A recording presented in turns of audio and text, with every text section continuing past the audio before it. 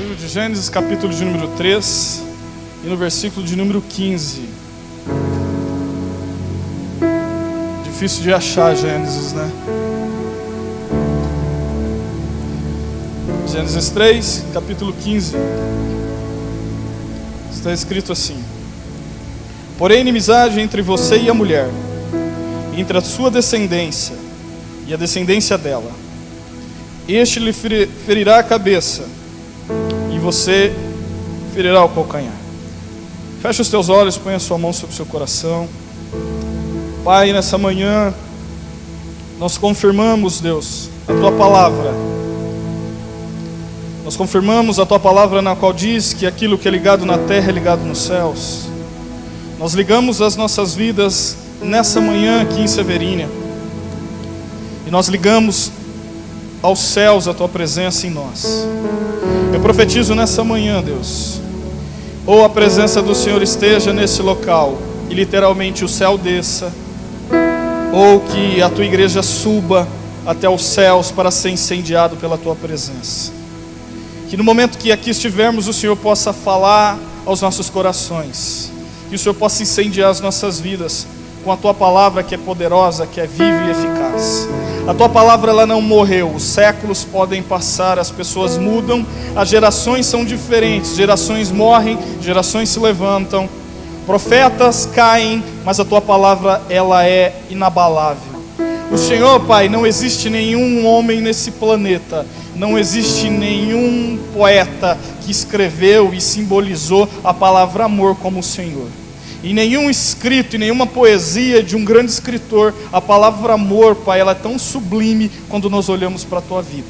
E nessa manhã, Pai, nós queremos que o Teu amor nos incendeie, que a Tua graça esteja conosco, que o poder da Tua palavra entre nos corações, entre nas famílias e mude aquilo que as famílias têm vivido, em nome de Jesus. Se você puder, aplauda Jesus mais uma vez.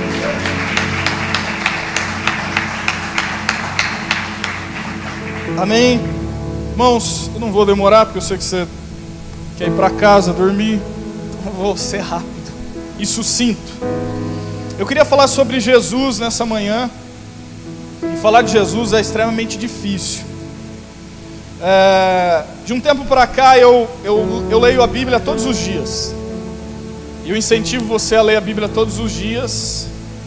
É um devocional. Ler a Bíblia é estar em contato com Deus. Eu tenho alguns amigos em Olímpia que eles ficam correndo atrás de profeta. Hoje de manhã eu acordei de manhã, abri o Facebook e vi um irmão da igreja correndo atrás de profeta e doido e mostrando fotos de profetas e enfim. Aí eu me perguntei, nós corremos tanto atrás de pessoas, atrás de profetas, atrás de mensageiros, atrás de um monte de coisa, mas nós não procuramos a Deus. Nós queremos ouvir tantas coisas, mas na Bíblia ela consta tudo aquilo que nós precisamos. E falar de Jesus não é fácil. E eu tenho feito o meu devocional todos os dias. Mas de um tempo para cá eu tenho pontuado dentro da Bíblia Sagrada alguns temas que eu gostaria de estudar e de poder compreender mais. E durante esses dias, obviamente, eu já estudei muito sobre Jesus, sobre o Novo Testamento, onde fala muito sobre Jesus. Mas durante esses dias eu estou me aventurando a estudar mais de Jesus, porque quanto mais você estuda acerca de um tema, mais você compreende, mais aquele tema é tocado.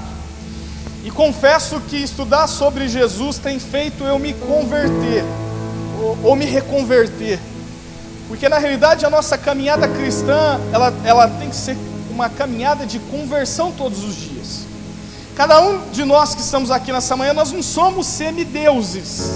Por mais que a presença de Deus está em nós, por mais que o Espírito Santo de Deus habita em nós, basicamente nós somos o quê? Nós somos templo do Espírito Santo. Significa que dentro desse corpinho teu bonito, ou gordinho, magrinho ou gordinho ou gordinha, existe a presença do Espírito Santo dentro de você. Mas o Espírito Santo de Deus, para que ele habite em você, existem algumas regras que ele coloca.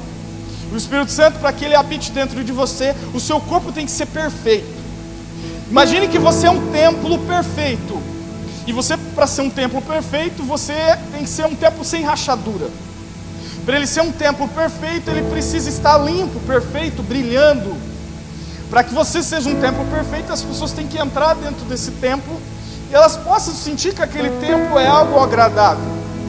E o Espírito Santo, quando ele entra dentro da minha vida e da tua vida, esse templo tem que ser perfeito. Para as nossas vidas, um templo perfeito é um templo que ele busca a Deus todos os dias, incessantemente. Para que o Espírito Santo tenha prazer de viver e morar nesse templo, as nossas vidas elas têm que ser santas. Eu sei que você pode dizer assim para mim, pô, mas você é santo. Obviamente eu não sou santo 100%, mas eu busco diariamente o caminho da santidade, o caminho da transformação. Então, para que o Espírito Santo habite e o próprio Deus habite dentro de você, você precisa buscar diariamente o caminho da santidade. Diariamente você tem que renegar o seu eu. E o que é renegar o seu eu? O seu eu é aquilo que você fez essa manhã. Você renegou de ficar na sua casa nesse dia tão propício a ficar em casa dormindo. Você renegou isso porque algo dentro de você te incentivou a estar aqui e buscar a presença de Deus.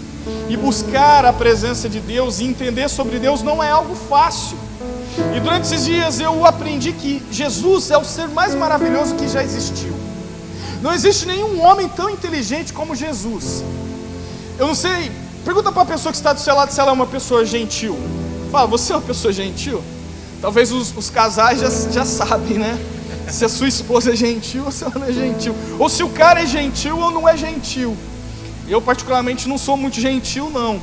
Eu já fui mais gentil, mas aí quando eu conquistei aquilo que eu queria, eu deixei de ser gentil. Muitas das vezes os casais são assim. Quando antes da conquista, eles mandam flores, mandam bilhetes, mandam um monte de coisa, mas depois que eles conquistaram, eles acreditam que eles nunca vão perder, só conquista e eles deixam de ser gentil. Jesus Cristo é mais ou menos assim. Uma vez nós conhecemos a Jesus, nós nos apaixonamos por Ele e Ele também se apaixonou por nós. Mas nós nos apaixonamos muitas das vezes pelo aquilo que Ele pode nos dar, mas não pelo aquilo que Ele é. Porque nós queremos as coisas imediatas. Nós apaixonamos por uma namorada e a namorada nos apaixona pela gente porque ela quer algo em troca e nós queremos algo em troca. Muitas das vezes há um interesse mútuo de ambas as partes. Mas com Jesus, Ele nos amou primeiro do que nós amamos a Ele. E Ele nos amou sabendo que nós não poderíamos dar nada em troca. Então esse é o único ser do planeta Terra que nos amou, sendo que nós não tínhamos absolutamente nada. Nós éramos um Zé Ninguém, um zero à esquerda. E esse Jesus apaixonou pelas nossas vidas. Talvez na Bíblia Sagrada, quando você lê sobre Jesus, você encontra as histórias de Jesus no Novo Testamento. É lá no Novo Testamento, no livro de Mateus, no livro de Marcos, no livro de João, no livro de Lucas, que fala acerca de Jesus. Mas eu sei que a Bíblia Sagrada, além dela ser um livro extremamente poderoso, ela é um livro extremamente difícil de ler. A Bíblia é difícil de ler. E a Bíblia Sagrada, se ela fosse escrever tudo acerca de Jesus, você precisaria de uma Bíblia só para falar de Jesus. Então, como a Bíblia ela é um livro que ela vai de Gênesis a Apocalipse, todos os livros da Bíblia são resumos acerca de histórias contadas. Alguém ouviu uma história e escreveu na Bíblia algo que ouviu. Aqueles discípulos ouviram a falar de Jesus e alguns tiveram experiências com Jesus e eles escreveram acerca de Jesus. Por isso há um resumo. Mas quando você se aprofunda a estudar sobre Jesus, você compreende que Ele é um ser completamente diferente de um ser que existe no planeta Terra. Jesus, eu escrevi hoje e eu queria usar esse o tema sobre Jesus, o contador de histórias. Jesus na Bíblia Sagrada, Ele é o verdadeiro contador de história. A palavra Jesus no hebraico significa Yeshua. Alguns dizem Jesus, o Messias. A Bíblia conta que no período antes de Jesus nascer, no Velho Testamento, onde nós lemos em Gênesis, que fala que um dia um homem iria pisar, através de uma mulher, um homem iria pisar na cabeça de uma serpente. Nesse primeiro momento, essa é a primeira menção na Bíblia que fala sobre Jesus. Essa é a primeira vez que alguém cita Jesus. Ele não cita diretamente Jesus, que aquele é Jesus. Um dia, eu até já citei aqui, na Alemanha, um homem chamado Johann Rus, que significa o ganso, a palavra Rus significa ganso. Um dia, quando os clérigos, os religiosos da época, os católicos, os romanos, estavam queimando aquele homem na Alemanha, ele disse assim, ou melhor, os homens achavam que ele estava triste, queimando no fogo, e alguns papas do passado foram até ele e enxergaram, acharam que ele estava morrendo, que estava triste, chorando, pedindo, se lamentando. Na realidade, quando olharam ele estava alegre. E quando um papa, segundo os estudiosos, os historiadores, diz que quando um papa vai para olhar ele olha para o papa e diz assim: olha, hoje, nesse exato momento, vocês matam um pato. A palavra russa significa pato. Ele diz assim, mas daqui 100 anos, Deus irá levantar um homem, daqui 100 anos, que ele vai colocar todo o inferno de cabeça para baixo. Passados 100 anos, na Alemanha, nasce um menino chamado Martinho Lutero, que incendiou todo o planeta Terra.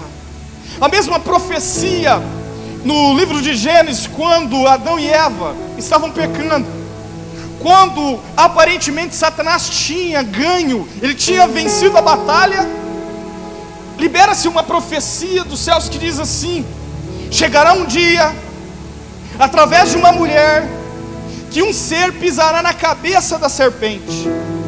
Essa profecia nada mais nada menos que significava que um dia, num determinado ano, num determinado momento, num determinado local do planeta Terra, do mundo, ou seja, nas galáxias, um homem iria nascer de uma determinada mulher, e esse homem profeticamente ele pisaria na cabeça da serpente e mataria a serpente. A mulher dessa cena é Maria, e o homem dessa cena é o nosso Jesus, o nosso Yeshua HaMashiach, o nosso Jesus, o Messias. Mas antes desse menino nascer, também no livro do profeta Isaías, no Velho Testamento, no livro do profeta Isaías, no capítulo 53, ele disse que um homem não muito bonito morreria sobre as nossas vidas, que aquele homem ele entregaria todo o pecado, ele iria captar o pecado de uma raça, e aquele pecado ele iria até uma cruz do Calvário e se colocaria naquela cruz para salvar toda uma humanidade. O que Isaías estava dizendo que em um determinado momento, num determinado período do planeta Terra ou das galáxias, um homem se levantaria, ele pegaria todo o pecado de uma humanidade, iria vestir todo aquele pecado, e ele se entregaria como uma ovelha no sacrifício. O que Isaías estava dizendo é que um homem se levantaria de algum lugar, sabedores que a humanidade do planeta é cheia de pecados e de erros. Ele sabia que em algum momento Deus ele não ficaria com seus braços cruzados. Eles sabiam que a humanidade era uma humanidade corrupta, era uma humanidade que falava com Deus, era uma humanidade que tinha profetas, mas que rejeitava a Deus. E o profeta libera uma palavra, e passado muitos anos, esse ser ele nasce, e uma humanidade corrompida como a nossa humanidade de hoje, esse homem ele pega todos os pecados, os meus pecados, os teus pecados, e ele se entrega numa cruz para salvar a minha vida e a tua vida. Ele fez o processo da redenção. Jesus, talvez você não compreenda o porquê que Jesus se entregou numa cruz. Eu talvez lendo, estudando também sei que é difícil de se compreender. É algo que nem a teologia até hoje consegue identificar o porquê que um homem se entregou numa cruz por uma humanidade corrompida. É a mesma coisa de você emprestar um dinheiro para alguém e alguém não te pagar. É a mesma coisa de você, uma pessoa chegar e te dar um tapa na sua cara. É a mesma coisa de você ajudar uma pessoa e a pessoa não te ajudar, falhar contra você. É a mesma coisa de você dar uma segunda oportunidade para alguém que falhou. É a mesma coisa de você, mesmo sabendo que ele falhou, você vai dar uma terceira oportunidade. Mesmo sabendo que ele vai falhar novamente, você dá uma quarta oportunidade.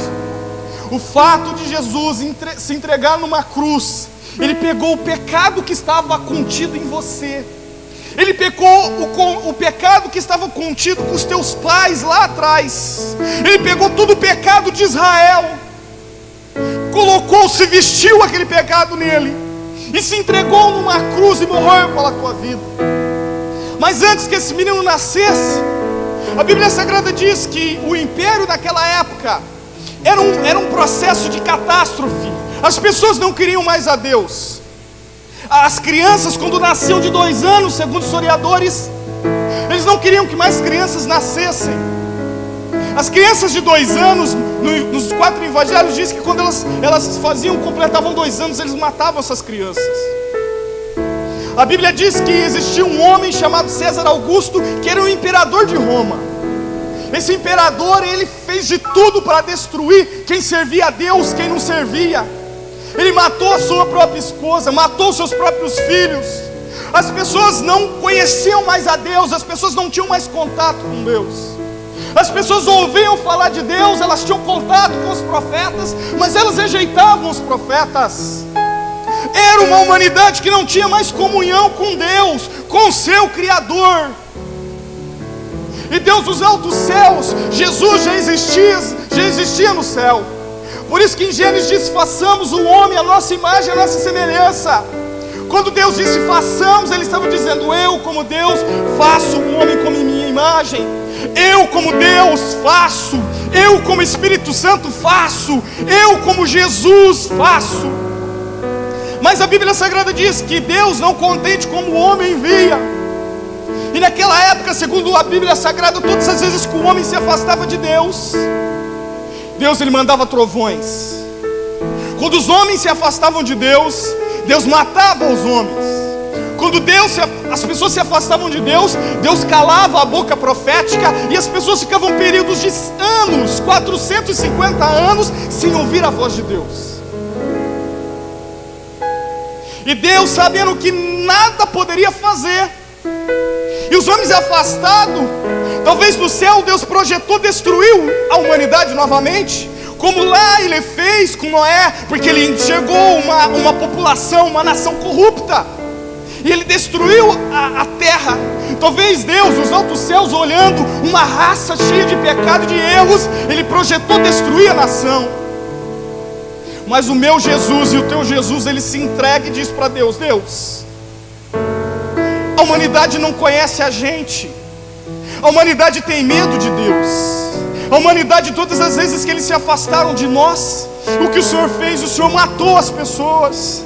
Todas as vezes que eles precisavam do Senhor, e devido aos seus pecados, o Senhor calava a voz proféticas, e esses homens se matavam. Eles perderam a presença do Espírito Santo, eles perderam a sensibilidade.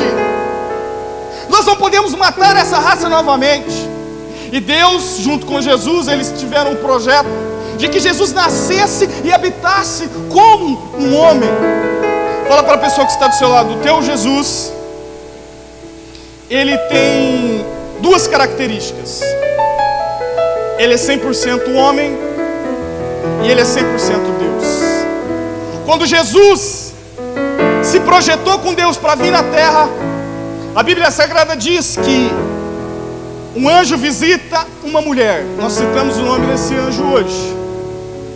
Gabriel, o anjo Gabriel, ele visita uma moça de aproximadamente 16 anos.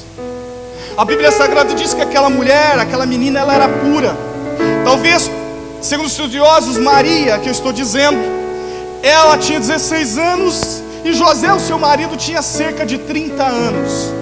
Era comum no Velho Testamento, ou melhor, na cultura judaica, que os homens mais velhos, eles pegassem o dote das mulheres antes que elas completassem uma certa idade. Imagine o paralelo: uma menina de 16 anos com um homem já maduro de 30 anos. E segundo os estudiosos, José, quando enxergou a Maria, José se apaixonou por Maria. José vai, compra Maria, porque era a cultura da época. Ele comprou Maria, pagou um dote sobre Maria. Só que Maria, segundo a lei judaica, ela poderia ser até aos 18 anos, como hoje. Aos 18 anos ela poderia sim ser uma mulher que poderia casar. Então nesse período dos 16 até os 18 anos, Maria, ela tinha comunhão de se comunicar com José. Mas Maria, até então ela não era casada. Quando o anjo visita Maria e fala que do ventre dela irá nascer um homem que vai incendiar o planeta Terra, que até então nunca existiu, Maria, dentro dela, ela disse: como eu posso? Eu não sou casada, eu não tenho filhos, eu ainda não coabitei com meu marido. Segundo a Bíblia, quando Deus deu essa palavra, Maria vai e se comunica com José. Maria fala com José que o anjo visitou e que Maria vai gerar um filho.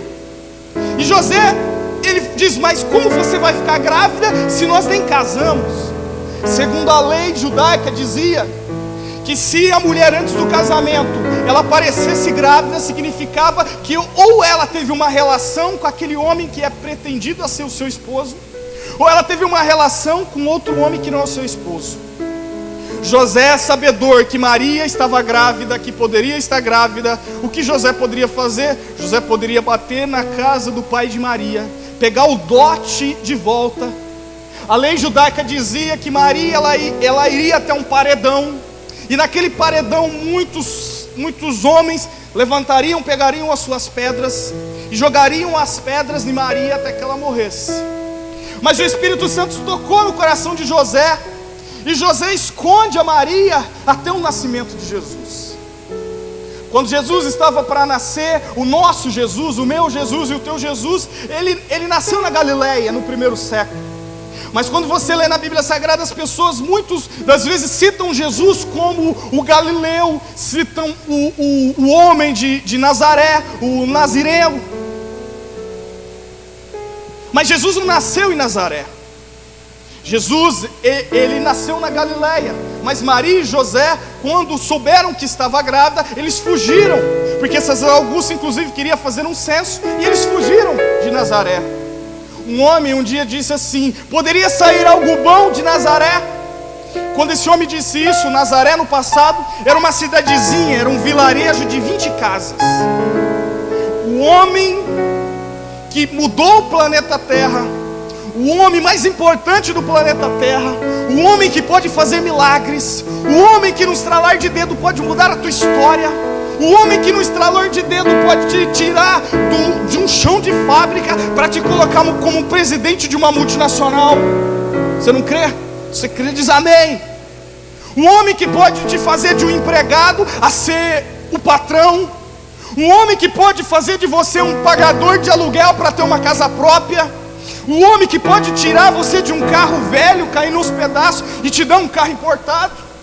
Esse Deus, ele pode tudo. Um homem que pode nesse exato momento entrar lá no hospital do câncer de Barretos e com apenas um sopro curar todo mundo que está lá.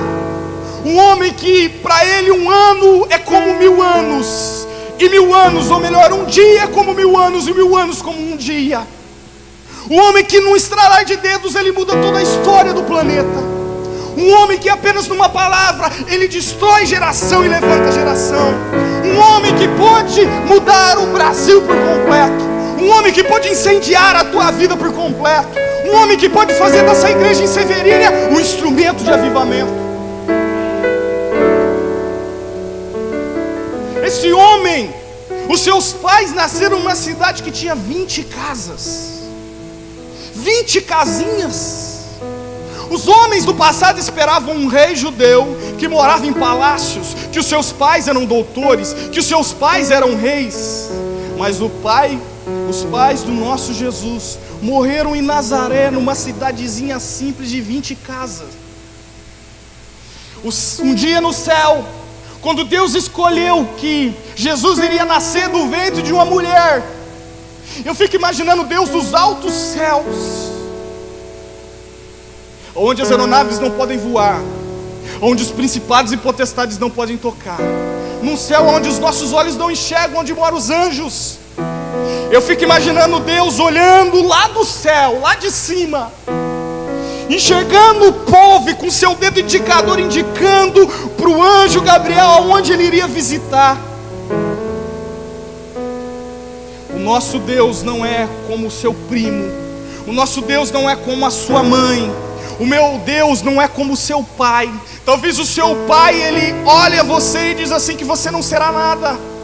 Porque quem é você? Você talvez é filho de uma mulher simples, de um pai que não tem nada. Eu me lembro um dia que eu disse para minha mãe que eu queria uma caminhonete. E ela era faxineira, não conseguia nem pagar a faculdade. Ela pegou e gargalhava e ria. E eu disse para ela: o que você está rindo? Ela disse assim: você sonha muito alto. Mas isso não é um pecado da tua mãe nem da minha mãe. Eles são limitados a enxergar aquilo que o nosso Deus faz. E eu imagino Jesus olhando no planeta Terra, o anjo Gabriel do lado de Jesus, e Jesus indicando o local que o anjo Gabriel iria liberar a palavra. Se fosse eu e você, o tuco irmão que está do teu lado, se fosse você, quem que você iria escolher? Se fosse você, em que casa você iria?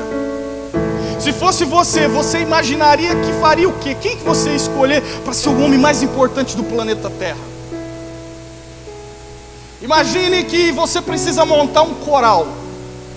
Jesus disse: olha, você precisa montar um coral aqui na terra. Você tem uma semana para escolher os músicos. Quem que você iria escolher de músico? Você escolheu o Kenner?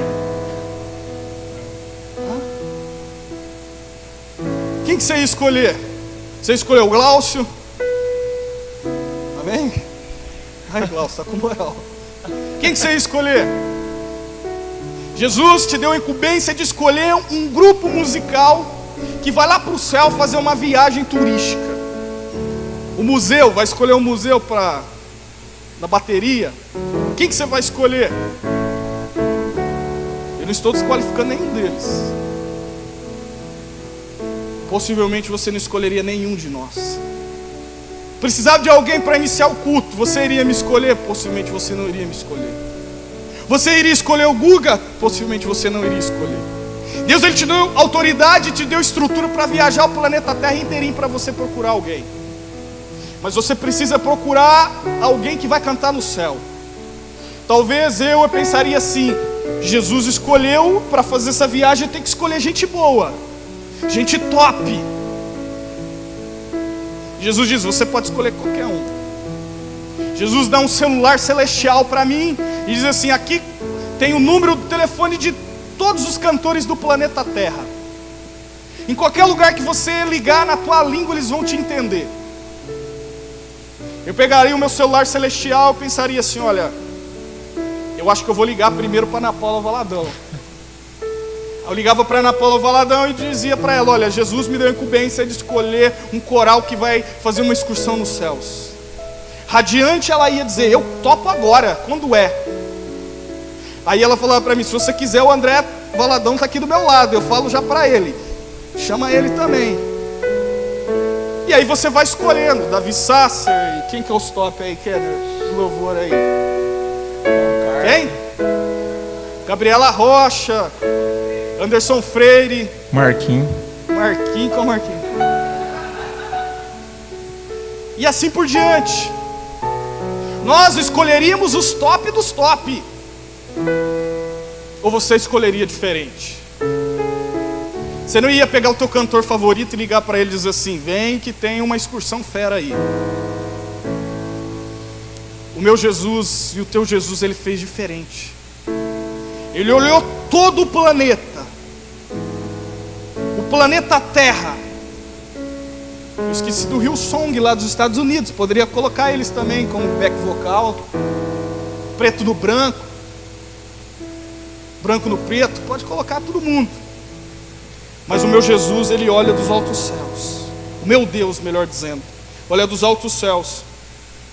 E ele escolheu, não no grande palácio, ele escolheu que o nosso Jesus, o homem mais importante do planeta Terra, um homem que andava sobre o mar, um homem que quando os discípulos estavam afligidos, ele era um cara calmo.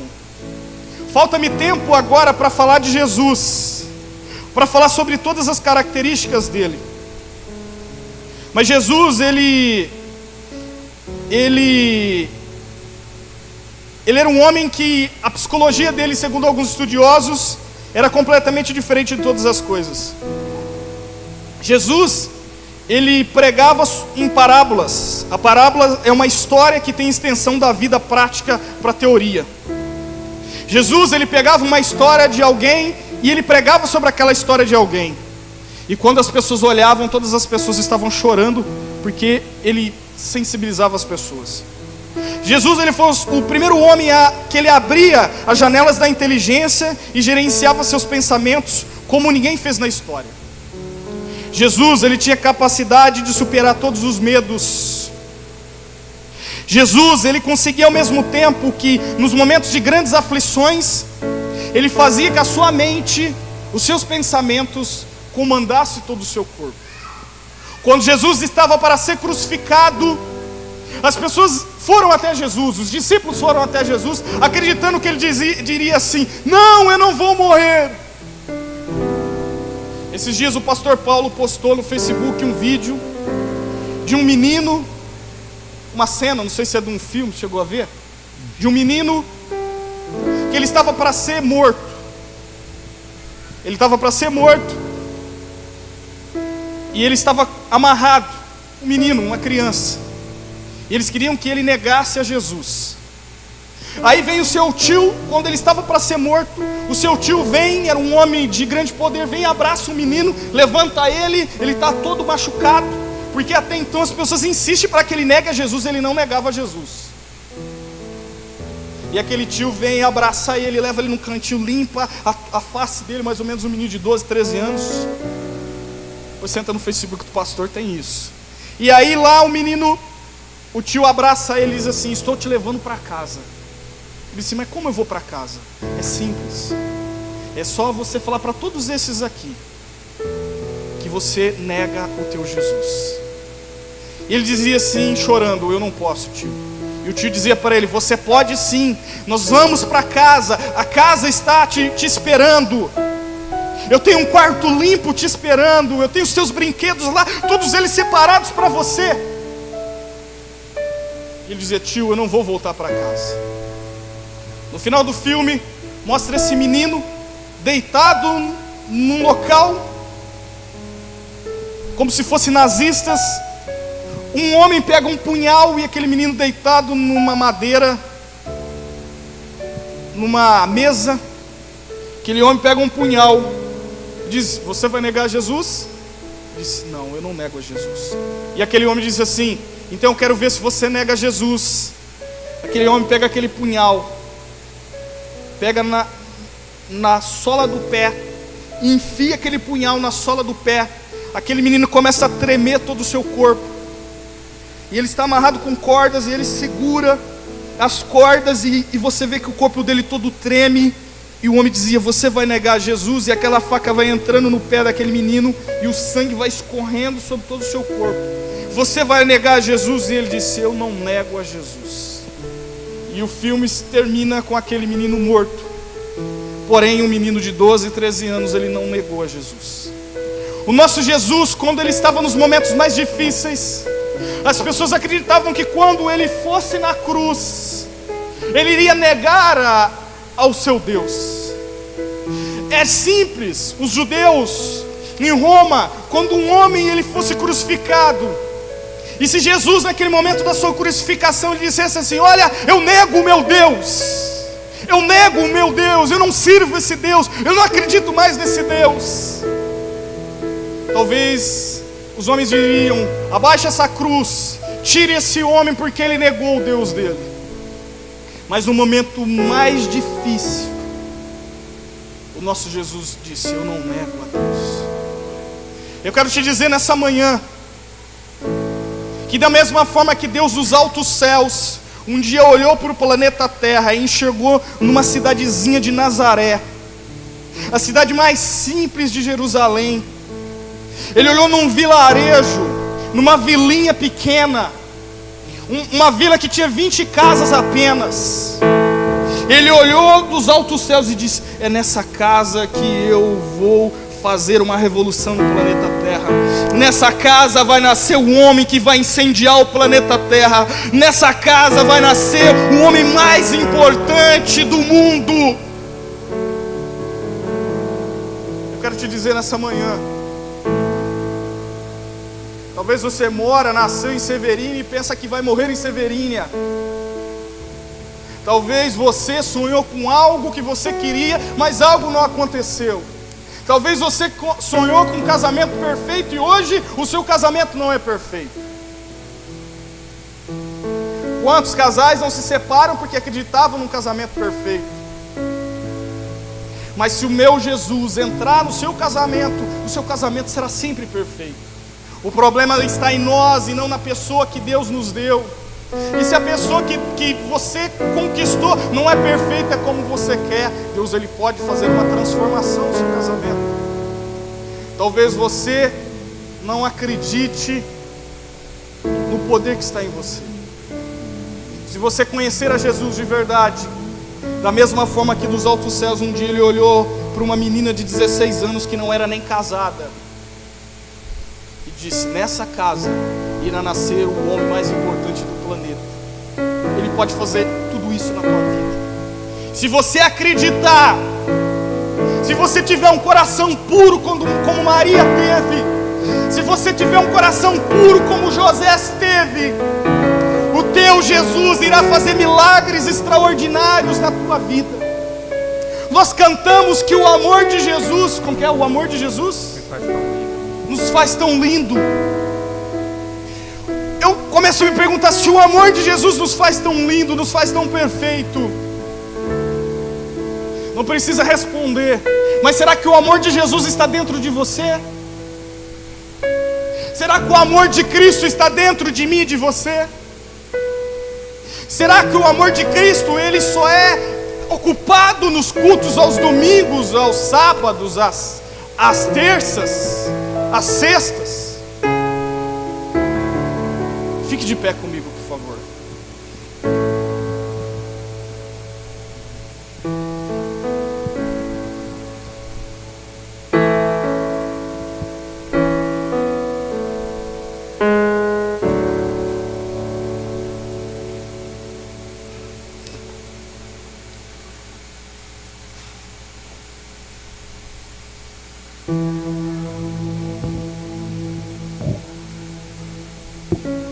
Queridos, eu tenho a certeza e a convicção que Deus está aqui. Amém. E Ele pode mudar histórias. Ele pode mudar as nossas vidas.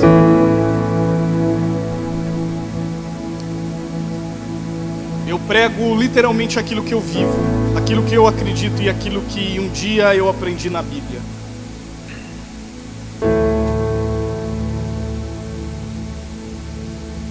Eu falo de experiências que eu vivi e não experiências que eu ouvi alguém contar. Eu vi o meu Jesus fazendo algo na minha vida. Eu vi o meu Jesus catando eu na mão e me abrindo fronteiras e abrindo caminhos. Eu vivi isso com Jesus.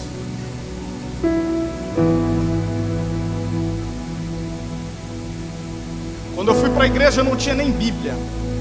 E não tinha dinheiro nem para comprar Bíblia. E eu sabia que uma vez na semana a igreja ficava aberta de dia. E eu ia todos aqueles dias que a igreja estava aberta, porque eu sabia que alguém que eu não sabia quem deixava uma Bíblia lá.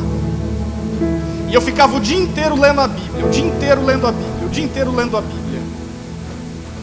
Até que alguém um dia doou uma Bíblia para mim. E a partir daquele momento eu li a Bíblia. E o primeiro versículo, quando eu abri na Bíblia, era um versículo que dizia assim: as coisas ocultas pertencem aos homens, mas as reveladas pertencem a Deus. E eu entendi que se eu buscasse a Deus, se eu buscasse Jesus, Ele iria revelar tudo para mim, contido na Bíblia. Existem alguns desafios que nós temos. E eu te digo, você pode tudo. Você que está aqui, você pode todas as coisas. Não há limites para você. Não há limites para você sonhar. Não há limites para você conquistar as coisas. Não há limite algum. É você que coloca limites. É os seus amigos que colocam limites. É os seus parentes que colocam limites. É os sonhos que você conta para as pessoas e as pessoas dizem que é impossível. Eu não conto sonho meu para ninguém. Eu conto só para mim e para Deus. Aprenda isso. Não conta os seus sonhos para quem você não confia. Conte os seus sonhos para um pastor que acredita e investe em você. Conta dos seus sonhos para o seu esposo. Conta dos seus sonhos. Limita os seus sonhos a ser contados. Muitas das vezes os seus próprios pais, eles não acreditam nos seus sonhos.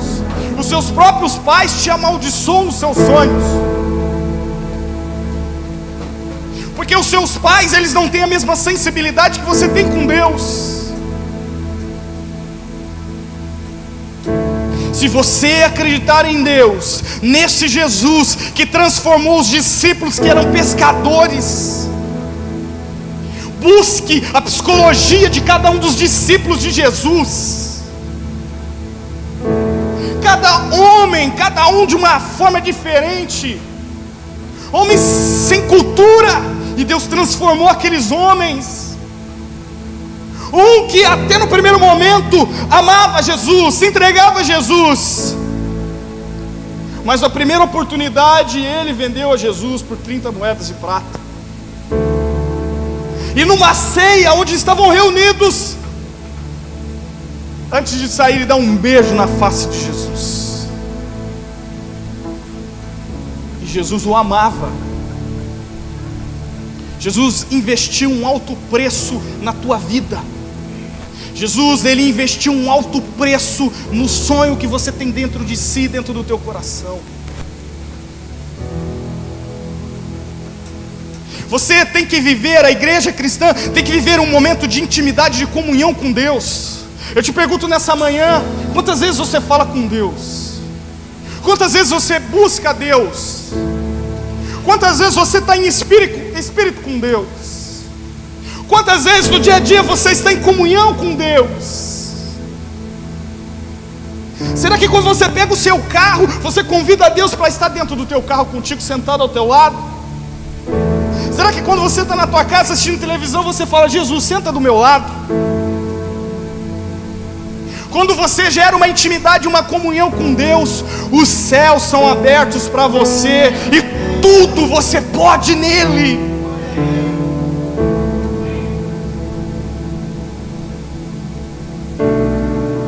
Irmãos,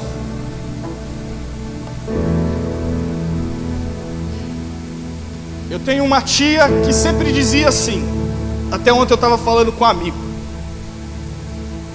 Eu tenho uma tia que ela era muito rica e a gente muito pobre. Aí por um período do ano, quando fazia festa no final do ano, aí vinham os parentes, a maioria dos parentes eram todos ricos, e só tinha nós de pobre de marré. E aí quando tinha as festas de Natal do final do ano, essa tia presenteava os primos, e ela não presenteava eu e o meu irmão. E aí quando os primos estavam reunidos para brincar com os brinquedos, essa tia pegava os primos e jogava os primos num cantinho, e a gente ficava num outro cantinho.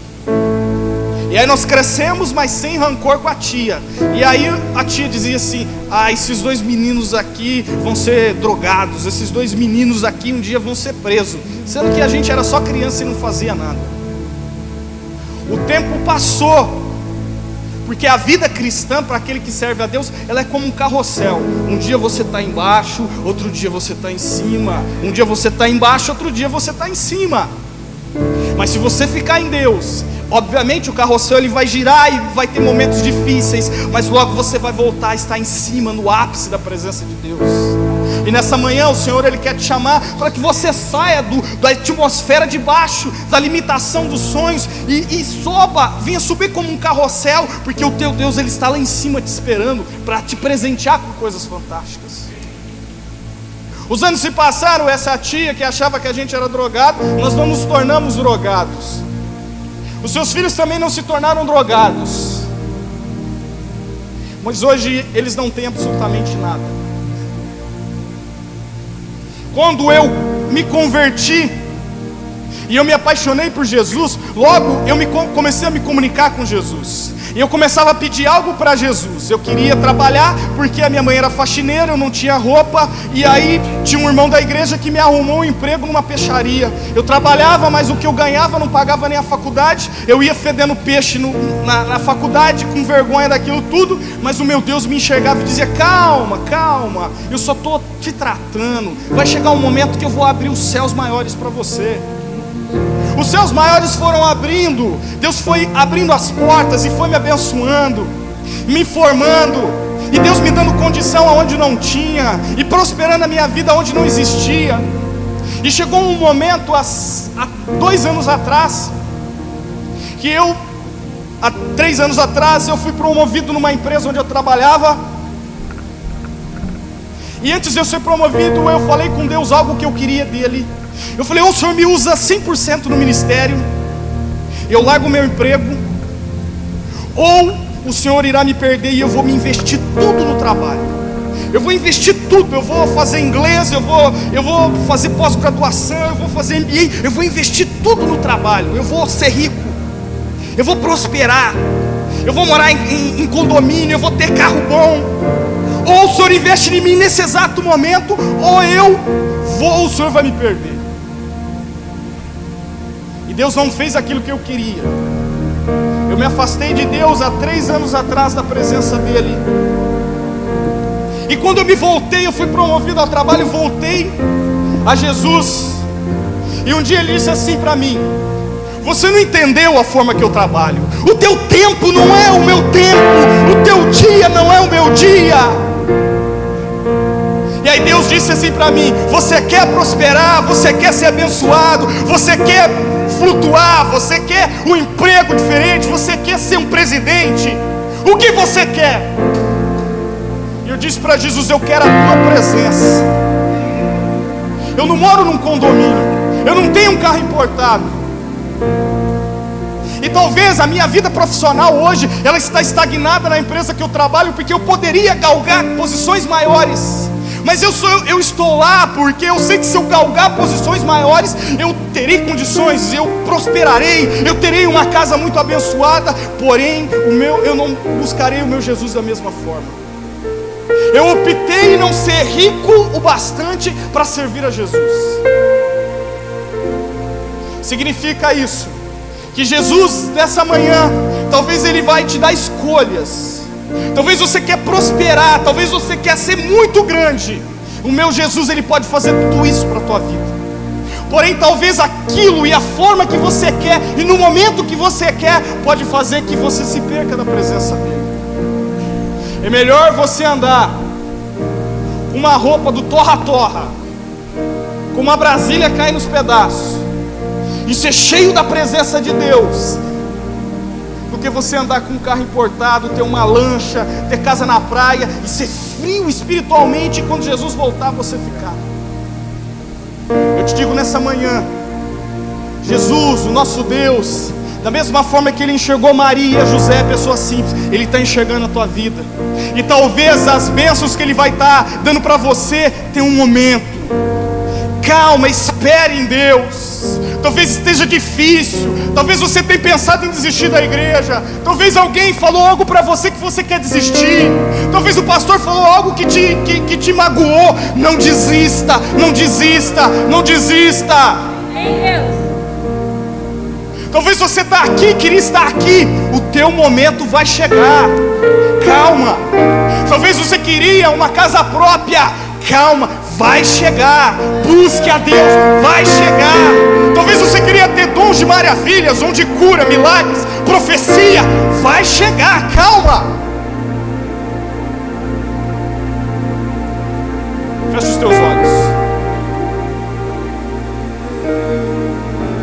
Talvez nessa manhã, nesse dia, você está passando por um deserto. Talvez você está passando por um deserto que eu não sei que você está passando. Talvez na tua casa não tem nada para comer hoje, que eu acho difícil, mas eu não te conheço. Talvez você tenha contas a pagar que você não tem dinheiro para pagar. Talvez você esteja insatisfeito com o trabalho que você tem. Talvez você esteja insatisfeito com os móveis que tem na tua casa. Talvez você nem casa tem. Talvez você nem carro tem.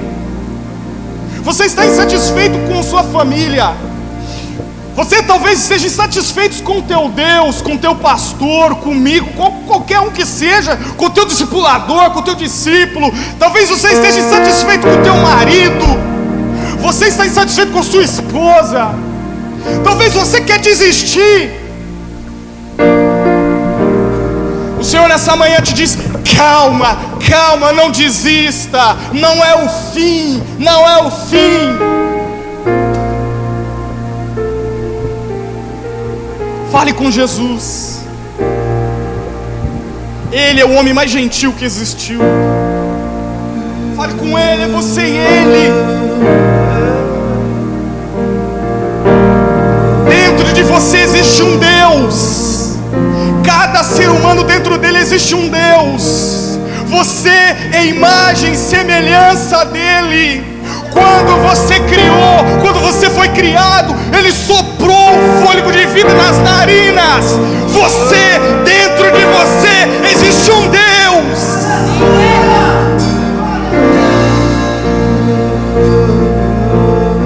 Você não precisa da ajuda de ninguém. Você não precisa do seu parente rico.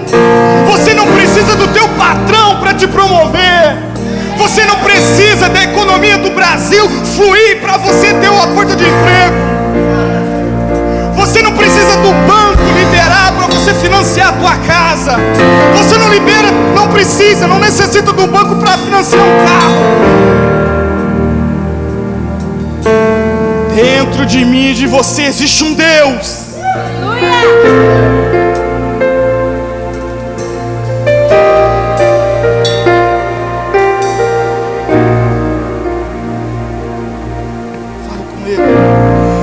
Nesses dias de desespero,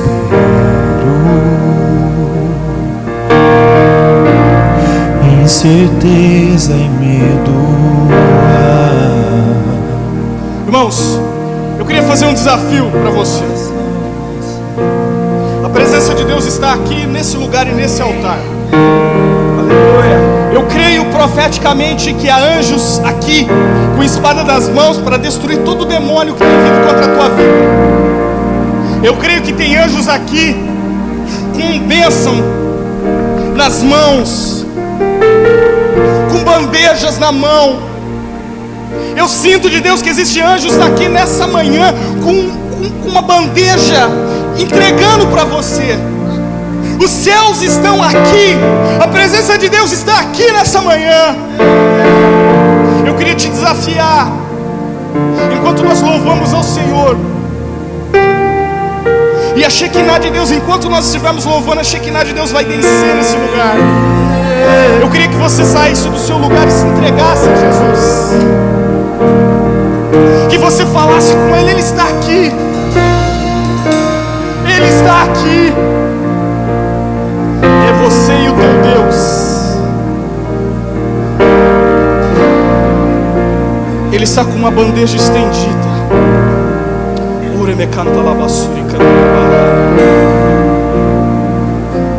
Ele está aqui. Ele está aqui. Ele está aqui. Ele marcou essa manhã contigo. Ele abriu o livro selado e disse: nessa manhã eu irei derramar o meu espírito sobre toda a carne.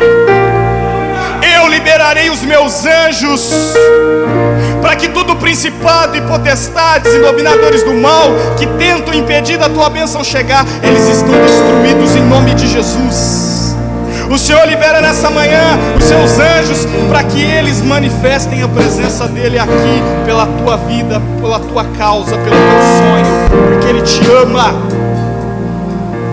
O Senhor nessa manhã, Ele libera anjos trazendo a tua resposta. E o Senhor me diz que durante esses dias Ele fará coisas espetaculares na tua vida. Fale com Ele. Chame a atenção de Deus.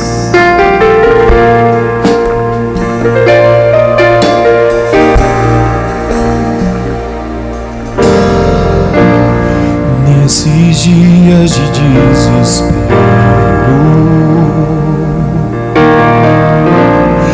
incerteza e medo,